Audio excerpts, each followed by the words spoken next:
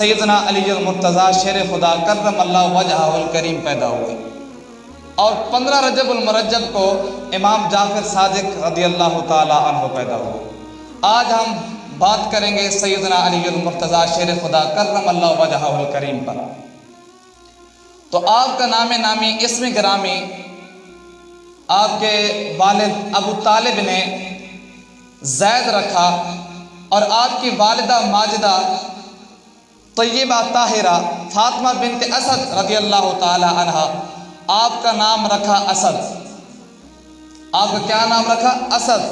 اور نبی کریم صلی اللہ علیہ وآلہ وسلم نے آپ کا نام علی رکھا، اور آپ کی کنیت ابو الحسن بھی ہے اور ابو التراب بھی ہے، اور آپ کے القابات اسد اللہ الغالب، امام المشارق والمغارب، حلال المشکلات والنوائب، سید العرب، مرتضیٰ، بعیدۃ البلد، مطلوب کل طالب، امام المسلمین، امام المتقین، اولی المؤمنین، امام الانبیاء، امام الاولیاء، یہ سارے القابات آپ کے ہیں۔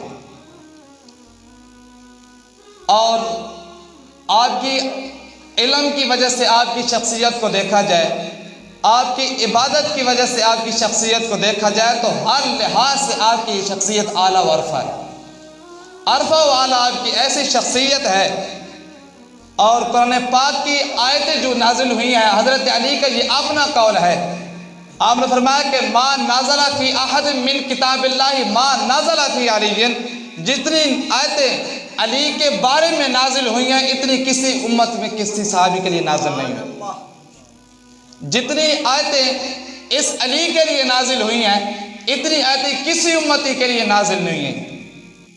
اور شیخ عبدالحق محدث دہلوی رحمۃ اللہ علیہ فرماتے ہیں، معارج النبی و نبوت اور رحدۃ الاحباب کے حوالے سے آپ نے فرمایا، آپ فرماتے ہیں کہ 300 آیتیں آپ کی شان کے اندر اتری ہیں، 300 آیتیں۔